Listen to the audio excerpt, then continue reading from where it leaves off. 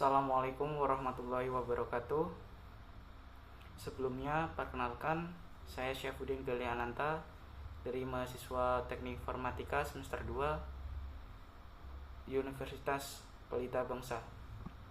Di sini saya akan menjelaskan materi di pertemuan 13 mata kuliah Arsitektur dan Organisasi Komputer yang berjudul Komponen Komputer Instruction Fetch and Execute. Materi tersebut diperoleh dari Bapak dosen Abdul Halim Ansor, Eskom Mkom. Referensi arsitektur dan organisasi komputer seperti gambar berikut. Untuk siklus instruksi dibagi ada 2 step. Yang pertama fetch, yang kedua execute. Seperti di gambar, dimulai dari start, habis itu ke fetch next instruction, habis itu ke execution. Yang execution bisa kembali lagi ke fetch cycle, habis itu fetch next instruction ke execution, habis itu hal. Oke, step selanjutnya fetch cycle. Program counter atau PC berisi address instruksi berikutnya yang akan diambil. Prosesor mengambil instruksi dari memori pada lokasi yang ditunjuk oleh PC. Naikkan PC kecuali ada perintah tertentu. Instruksi dimasukkan ke instruction register atau IR. Prosesor menginstruksi dan melakukan tindakan yang diperlukan. Selanjutnya execute cycle, yang dimulai dari prosesor memori, yaitu transfer data antara CPU dengan main memory. Yang kedua prosesor atau I/O, transfer data antara CPU dan I/O modul data processing, operasi aritmatika dan logical pada tertentu. Yang keempat kontrol. Kontrol itu dapat mengubah urutan operasi, contoh jam atau meloncat. Yang keempat kombinasi di atas. Selanjutnya interrupt.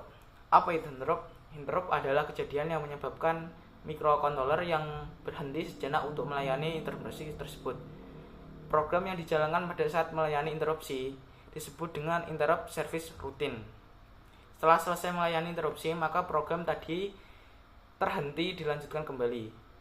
Microcontroller AT89C51 menyediakan 5 sumber, yaitu 2 interupsi eksternal, 2 interupsi timer, dan 1 interupsi port serial. Register yang mengontrol interupsi yaitu IE atau Interrupt Enable dan IP, Interrupt Priority.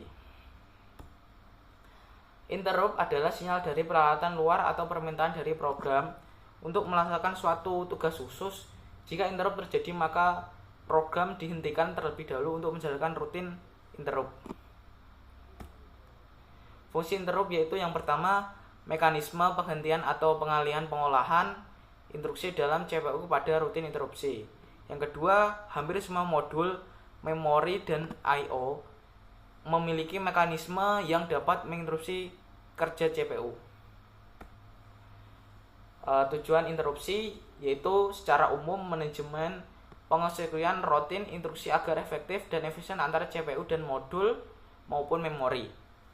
Setiap komponen komputer dapat menjalankan tugasnya secara bersamaan, tapi terletak pada CPU di samping itu kecepatan eksekusi masing-masing modul berbeda dan juga dapat sebagai sinkronisasi kerja antara modul. Interrupt, kelas-kelas interrupt sebab terjadinya interrupt ada 2, yaitu program dan timer. Yang pertama program, dibangkitkan dengan beberapa kondisi yang terjadi sebagai hasil dari suatu eksekusi instruksi. Yang kedua timer, timer dibangkitkan oleh dalam prosesor.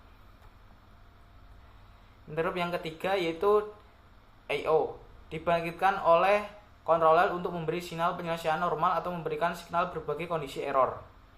Yang keempat, hardware failure, dibangkitkan oleh kegagalan seperti kegagalan daya atau memori priority.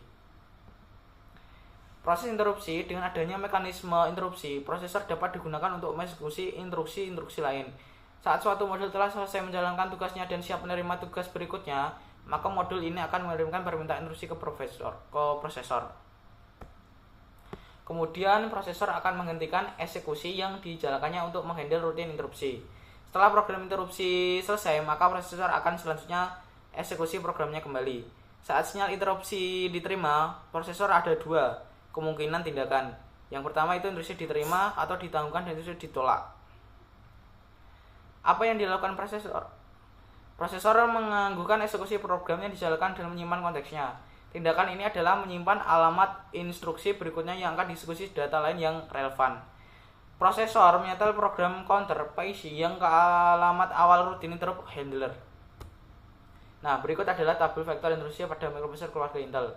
Bisa dilihat pada gambar tersebut dari nomor 0 sampai 255.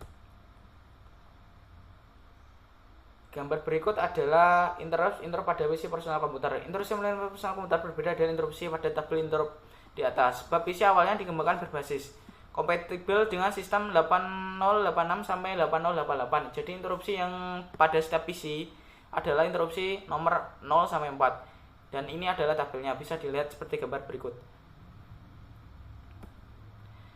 Dan berikut adalah gambar siklus proses dengan interrupt yang dimulai start dan diakhiri dengan hard jika diinterupsi ditolak. Bisa dilihat pada gambar tersebut.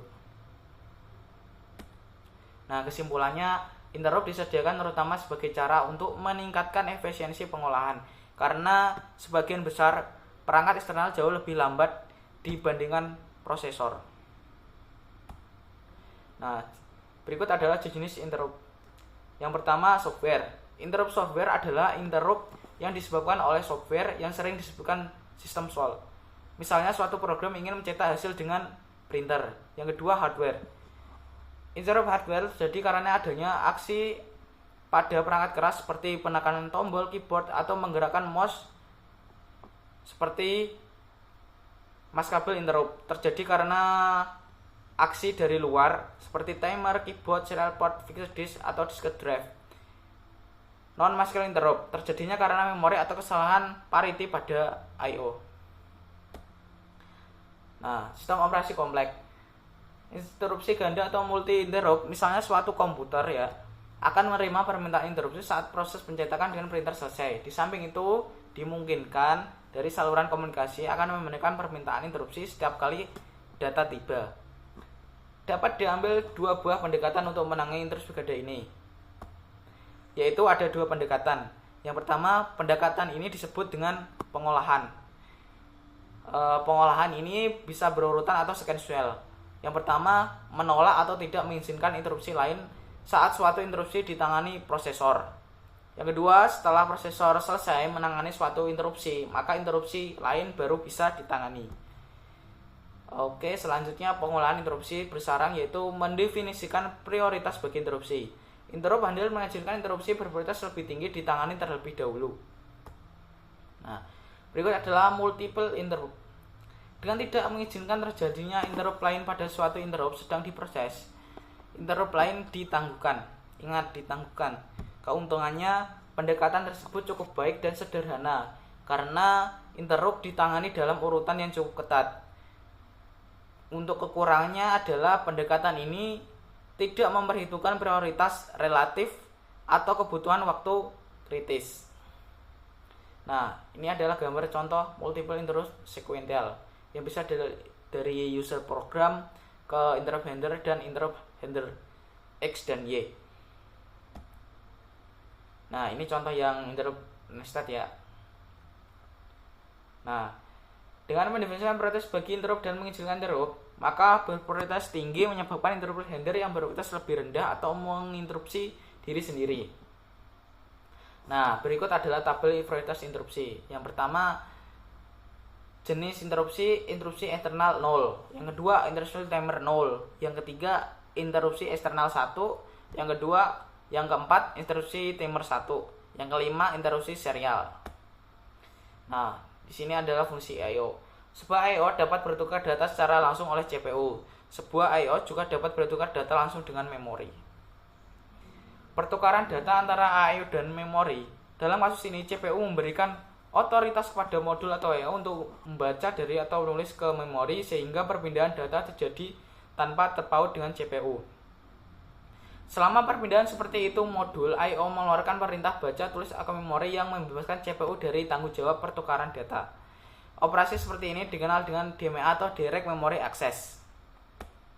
Oke, berikut adalah struktur DMA, Direct Memory Access. Bisa dilihat pada gambar tersebut. Struktur interkoneksi harus mendukung jenis perbedaan berikut ini, yaitu pertama, memori ke CPU. CPU membaca sebuah instruksi dari satuan data dari ke memori. Yang kedua, CPU ke memori. CPU menuliskan sebuah satuan data ke memori.